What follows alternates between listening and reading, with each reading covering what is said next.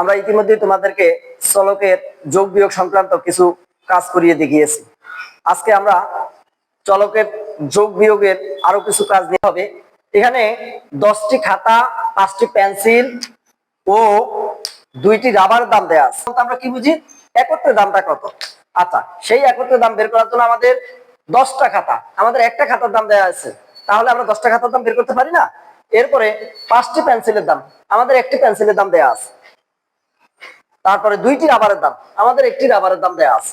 সেক্ষেত্রে আমরা কাজটা করার জন্য প্রথমেই আমরা দেওয়া আছে যে মানগুলো তুলব। দেওয়া আছে 10টি খাতার দাম x গুণ 10। আমরা জানি বেশি হলে কি হয়, গুণ হয়। একটি খাতার দাম x টাকা হলে 10টি খাতার দাম আরো বেশি, সেক্ষেত্রে বেশির জন্য কি গুণ, এত টাকা। 10 দিয়া x এর গুণ করলে কত। আবার একটি পেন্সিলের y টাকা। অতএব আমার 5টি পেন্সিলের দাম, 5টি পেন্সিলের দাম।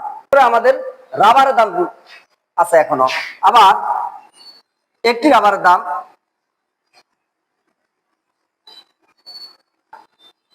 তাহলে 2টি রাবারের দাম আমাদের এখানে বের করতে হবে। কয়টি?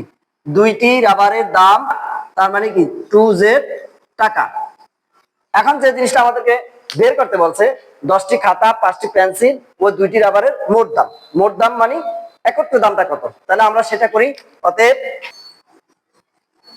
সমান, আচ্ছা মোট দাম মানে কি আমরা একত্রে দাম, তাহলে সেখানে আমরা প্রথমে খাতার দাম পাইছি 10x, পেন্সিলের দাম 5y আর রাবারের দাম 2z।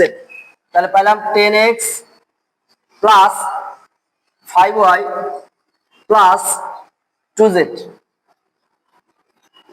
এত টাকা। এইভাবে আমরা 1 নম্বর কাজটা এই একইভাবে আমরা তোমাদেরকে করে দেখাতে পারবো। এটা তোমরা বাসায় নিজেরা করে ট্রাই করবে।